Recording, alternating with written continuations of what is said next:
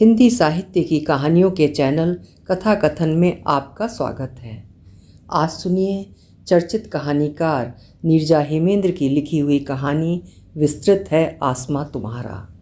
उत्तर प्रदेश हिंदी संस्थान का विजय देव नारायण शाही पुरस्कार, फणीश्वर नाथ रेणु स्मृति सम्मान, कमलेश्वर कथा सम्मान सहित अनेक पुरस्कारों से सम्मानित प्रतिष्ठित कथाकार नीरजा हेमेंद्र जी के लगभग दर्जन भर कहानी संग्रह प्रकाशित हो चुके हैं। प्रस्तुत है उनकी कहानी मेरी आवाज़ में। मैं हूँ सीमा सिंह। आज निधि की 10वीं की परीक्षा का परिणाम घोषित होने वाला था। वो सुबह से ही गंभीर और कुछ घबराई हुई सी लग रही थी। मम्मी, मैंने पूरे वर्ष परिश्रम से पढ़ाई की है, प्रथम श्रेणी में उत्तीर्ण तो हो जाऊंगी ना? निधि ने पुनः वही प्रश्न पूछा। ओ मेरी प्यारी बेटी, आज सुबह से तुम कई बार ये प्रश्न पूछ चुकी हो। इसके बारे में मुझे यही कहना है कि अब तुम निश्चिंत हो जाओ। तुमने परिश्रम किया है तो अच्छे नंबरों से उत्तीर्ण हो जाओगी। परेशान क्यों होती हो बेटा? परसेंटेज कम ज़्यादा आते हैं तो आने दो, ये चीज़ें मायने नहीं रखती, मैंने निधि को समझाते हुए कहा। मेरी बात सुनकर निधि स्वीकृति में सिर हिलाते हुए अपने स्टडी रूम में चली गई। अभी कुछ पढ़ना तो था नहीं, अतः बेड पर तकिए में चेहरा दबाकर लेट गई।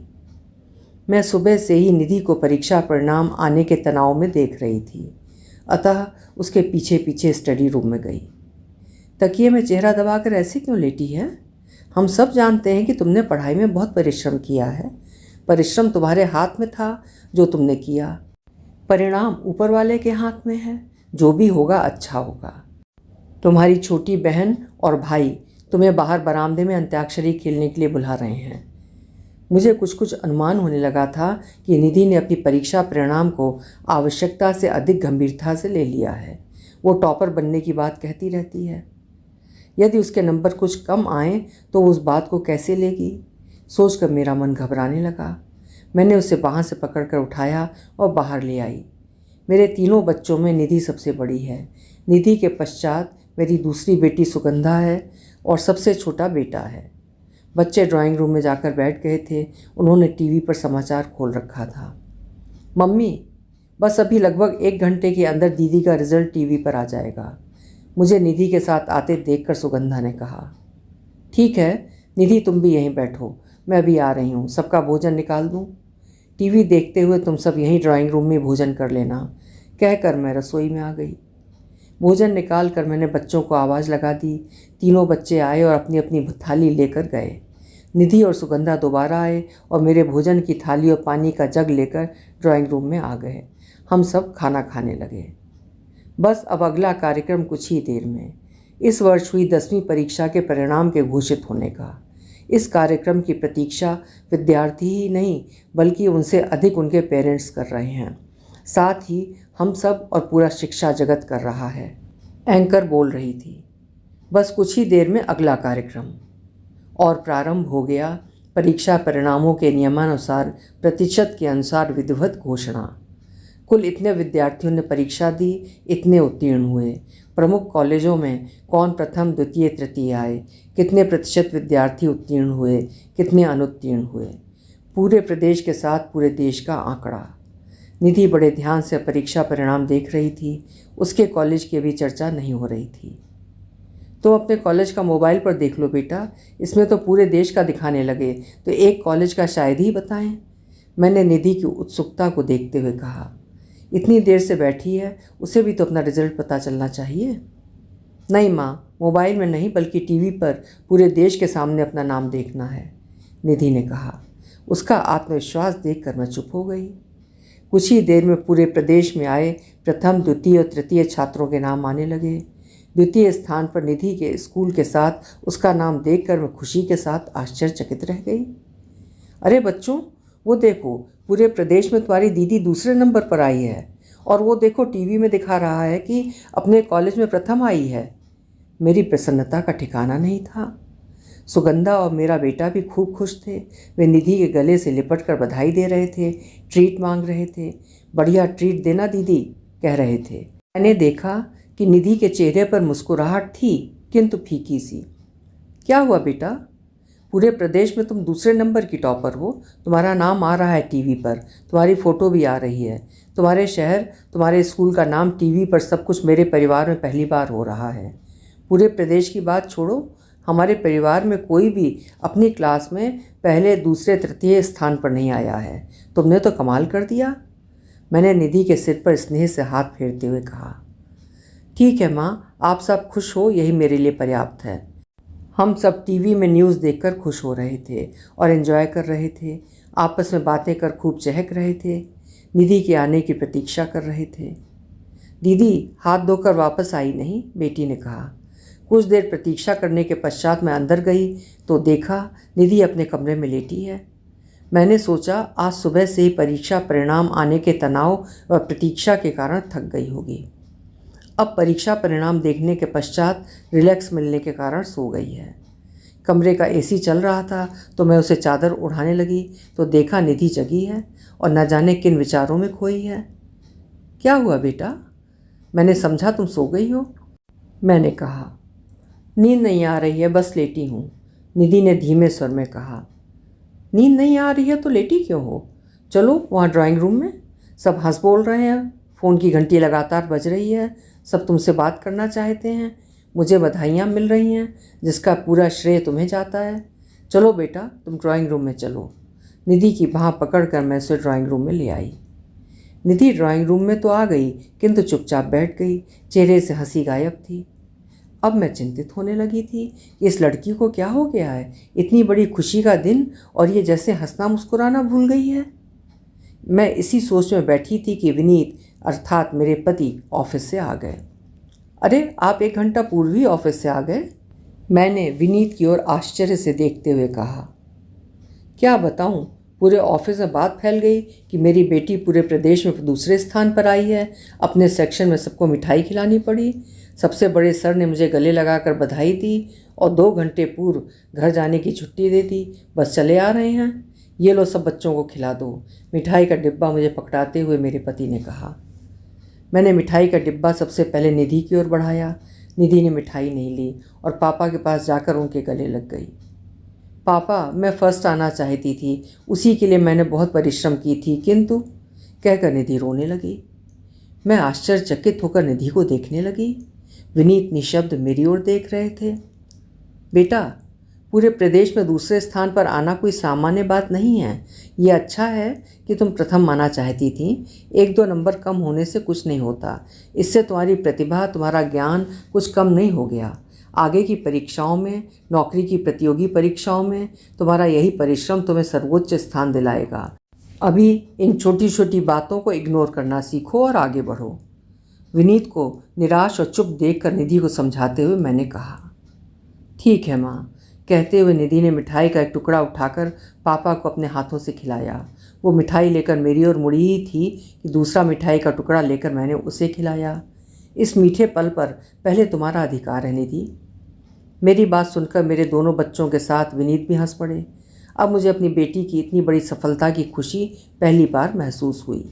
निधि भी खुश दिख रही थी, यही मेरे लिए सबसे बड़ी बात थी। निधि और दोनों बच्चों ने मिलकर मिठाई का डिब्बा खाली कर दिया, जिसे देखकर मैं और विनीत हंस पड़े।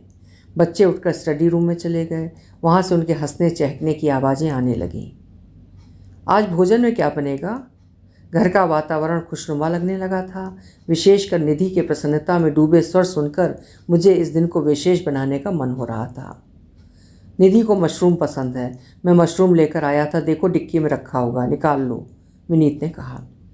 ठीक है, मैं शीघ्र भोजन बना लूँ। बच्चे थक गए होंगे, सारा दिन परीक्षा परिणाम की प्रतीक्षा में ठीक से भोजन भी नहीं किया था।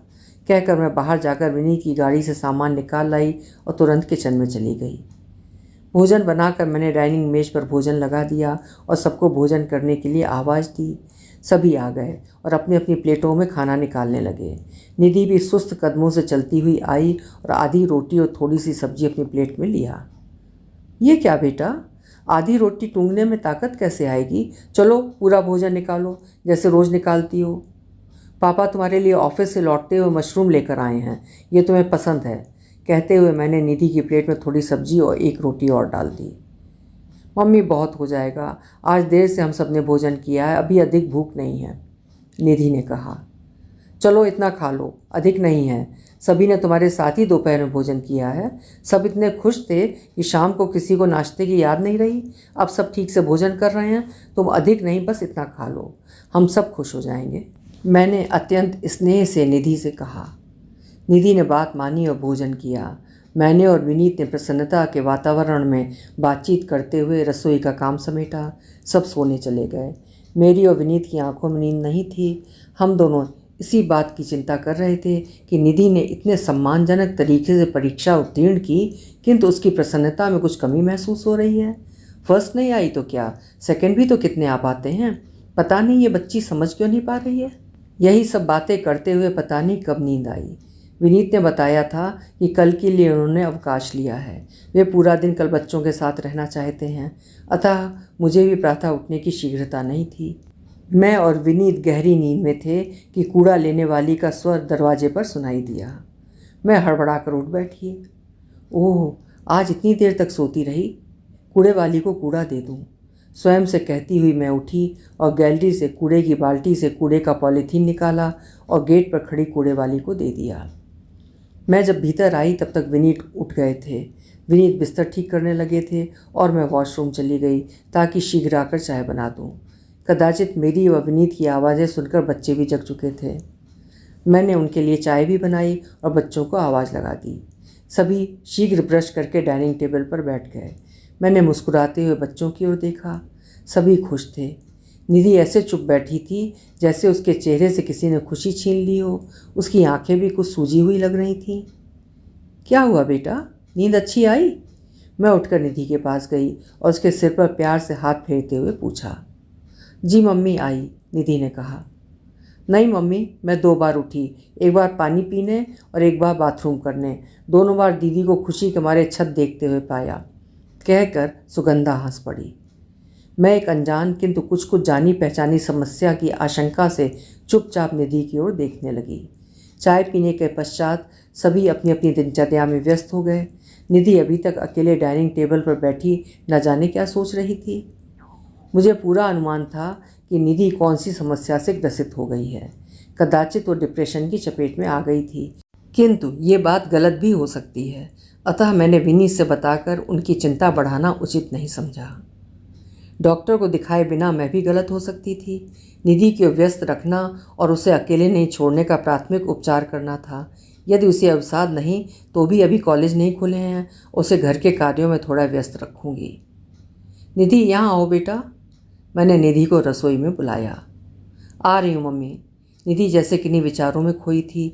मेरी आवाज़ सुनकर सहसा चौंक कर बोली। बेटा ये आलू हैं, इन्हें छील दो, मैंने कहा। निधि आलू की डलिया लेकर डाइनिंग मेज पर बैठकर आलूओं को छीलने लगी।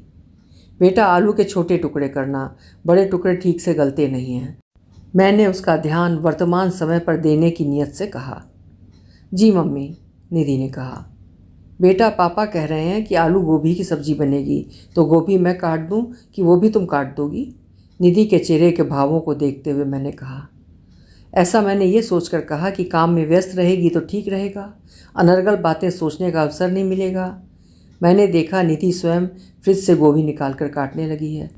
उसे देखकर मुझे थोड़ी सहानुभूति सी हुई कि कहीं मैं उससे अधिक काम तो नहीं करवा रही हूँ। पुनः विचार आया कि कुछ अधिक काम ही करे तो ठीक है, थक जाएगी तो इसे नींद तो आएगी। शेष भोजन मैं रसोई में बना रही थी। आज मैंने सोच लिया था कि कुछ और काम निधि से करवाऊंगी। सुगंधा को वॉशिंग मशीन में कपड़े डालकर चलाने के लिए बोल दिया। वो छोटी है, उसे अधिक काम नहीं आता। वॉशिंग मशीन इत्यादि चलाने जैसे काम कर लेती है। मैं रसोई से ड्राइंग रूम तक गई और वापस आ गई। निधि जानती है कि पापा इस समय ड्राइंग रूम में बैठकर पेपर पढ़ते हैं। निधि गोभी भी काट चुकी थी और चुपचाप वहीं बैठी थी। बेटा पापा कह रहे हैं कि तुम आलू गोभी की सब्ज़ी बहुत स्वादिष्ट बनाती हो, मैं हेल्प कर दूं तो क्या तुम सब्ज़ी बना सकती हो? मैंने पुनः निधि के चेहरे के भावों को देखते हुए कहा। मैं उसे अभी और व्यस्त रखना चाहती थी। कहते हुए निधि ने डाइनिंग मेज साफ़ किया और रसोई में आ गई। सब्ज़ी बनवाने में मैं उसकी मदद करने लगी। सब्ज़ी बनाने का अधिकांशतः काम निधि ने कर दिया। मैंने देखा कि निधि का मन सब्ज़ी बनाने में लग रहा था। सब्ज़ी तैयार हो गई। निधि अब तुम स्नान कर लो, मैंने निधि से कहा। इच्छा नहीं हो रही मम्मी, कहकर निधि अपने कमरे में चली गई। भोजन तैयार है क्या? विनीत नहा धोकर रसोई में आकर खड़े थे। हाँ तैयार है, आज सब्जी निधि ने बनाई है, अच्छा बनाती है, मैंने विनीत से कहा। तुम भी गजब करती हो, कल पूरे परिवार को ही नहीं अपने पूरे शहर को उसने खुशियाँ दी हैं और तुमने आज उसे एंजॉय कराने के स्थान पर काम में लगा दिया, विनीत ने सामान्य लहजे में कहा। नहीं विनीत, तुम समझ नहीं रहे हो, मैंने उसे व्यस्त रखने के लिए ऐसा किया। मुझे प्रतीत होता है कि उसके मन में एक बात बैठ गई है कि वो पूरे प्रदेश में पहले स्थान पर आ जाएगी। न जाने कैसे उसने ऐसा सोचा। हम लोगों ने तो बच्चों पर कभी दबाव नहीं बनाया कि उन्हें अपनी क्लास में या प्रदेश में टॉपर बनना चाहिए। तुमने सुना था कि उसने कहा था कि पूरे प्रदेश में प्रथम आना चाहती थी। इस बात को उसने अपने मन में नकारात्मक रूप से बैठा लिया है। मैं उसे कल से शोचनीय मुद्रा में देख रही हूँ।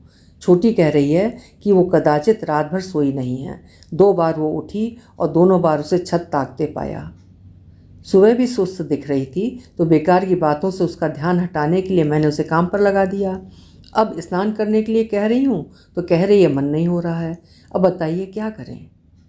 मेरी बात सुनकर विनीत आश्चर्य से मेरी ओर देखने लगे। मैंने सबका भोजन डाइनिंग मेज पर लगा दिया। भोजन कर सब कमरे में चले गए। मैंने और विनीत ने देखा कि निधि अलग अपने कमरे में अकेले जाकर बैठ गई है। निधि क्या हुआ बेटा? सबके साथ उस कमरे में चलकर बैठो, देखो कैरम वैरम खेलो तुम लोग, मैंने निधि से कहा। कल से मुझे न जाने क्या हो गया है। मैं जानती हूँ कि मैं गलत सोच रही हूँ, किंतु मेरी आंखों के सामने टीवी पर दिख रहे प्रथम स्थान पर आए लड़के का नाम दिखाई देता है और मुझे अजीब सा लगने लगता है। ऐसा महसूस होने लगता है कि दुनिया व्यर्थ है। मैं इन बातों को अपने मस्तिष्क से दूर निकालना चाहती हूँ किंतु निकाल नहीं पाती। मैं क्या करूँ मम्मी, मैं बहुत तकलीफ़ में हूँ। कहते कहते निधि रोने लगी। निधि की बात सुनकर मैं सन्न रह गई। ये तो पूरा अवसाद के लक्षण बता रही है। यही स्थिति रही तो कहीं से मनोचिकित्सक को न दिखाना पड़ जाए। मैंने किसी प्रकार निधि को अन्य बच्चों के पास भेज दिया। मैं निधि की स्थिति से विनीत को अवगत कराते हुए उसके कमरे में चली गई। विनीत, मुझे तुमसे कुछ कहना है, मैंने विनीत से कहा। विनीत मेरी ओर प्रश्नवाचक दृष्टि से देखने लगे। मैंने निधि की स्थिति से उन्हें अवगत कराया। विनीत के चेहरे पर कल जो खुशी थी वो अब जैसे कहीं उड़ गई। निधि की बातें तो डिप्रेशन की ओर संकेत कर रही हैं। समय रहते मनोचिकित्सक को दिखाया नहीं गया तो समस्या बढ़ सकती है, चिंतित से विनीत ने कहा। उसके पश्चात किसी की मदद करने के बहाने से अपने कई परिचितों से विनीत ने कुछ अच्छे मनोचिकित्सकों का नंबर लिया। निधि बेटा, तुम्हारी मम्मी बता रही थी कि तुम्हारा सिर भारी सा रहता है, नाश्ता कर लो और हमारे साथ चलो, डॉक्टर को दिखा कर आते हैं, विनीत ने निधि को कमरे में बुलाकर कहा। हम निधि को लेकर डॉक्टर के पास गए। निधि डॉक्टर की डिस्पेंसरी का बोर्ड ध्यान से देख रही थी। सिर दर्द की दवा इनके पास भी मिल जाएगी, अच्छी दवा देते हैं, चलो, कहते हुए हम अंदर दाखिल हुए। विनीत ने पर्चा बनवाया। कुछ देर तक बैठकर हम अपने नंबर आने की प्रतीक्षा करने लगे। नंबर आने पर हम तीनों डॉक्टर के कक्ष में दाखिल हुए। हम डॉक्टर के सामने लगी कुर्सियों पर बैठ गए। डॉक्टर ने मेरे पति से पूछा कि दिखाना किसको है। वो हम सबकी ओर प्रश्नवाचक दृष्टि से देखने लगा। ये मेरी बेटी निधि है, ये पूरे प्रदेश में 10वीं क्लास में 2nd नंबर पर आई है, कहकर मेरे पति गर्व से डॉक्टर की ओर देखने लगे। अच्छा, ये तो बड़ी खुशी की बात है, दिखाना किसको है, डॉक्टर ने कहा। निधि को, ऐसा प्रतीत हो रहा है, मेरे पति ने कहना चाहा। आप सब बाहर बैठकर प्रतीक्षा कीजिए, मैं निधि से पूछ लूँगा। मेरे पति पूरी बात कह भी नहीं पाए कि डॉक्टर ने हमें बाहर बैठने के लिए कहा। हम बाहर बैठ गए। डॉक्टर निधि से कुछ पूछ रहे होंगे, क्या पूछ रहे होंगे ये तो डॉक्टर ही बताएंगे। निधि से पूछना ठीक नहीं होगा, स्वतः बताएगी तो कोई बात नहीं, हम उसे सुन लेंगे। मैं मन में यही विचार कर रही थी। थोड़ी देर में निधि बाहर आ गई।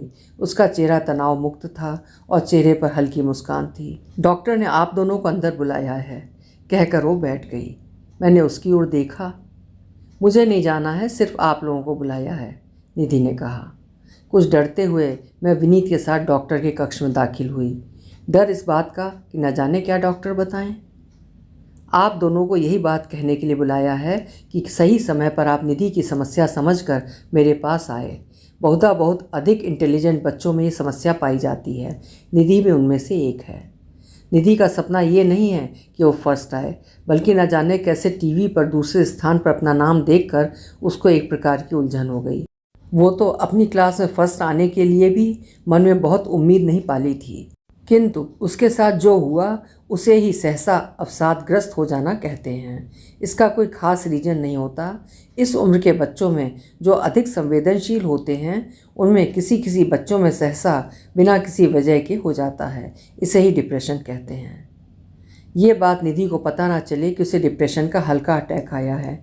ये आप लोगों को हैंडल करना है, जैसे कि उसे व्यस्त रखना, मॉर्निंग वॉक के लिए प्रेरित करना, योग, प्राणायाम, म्यूज़िक का शौक़ हो तो गाने सुनना, और सबसे बढ़कर अधिक देर अकेले ना छोड़ना।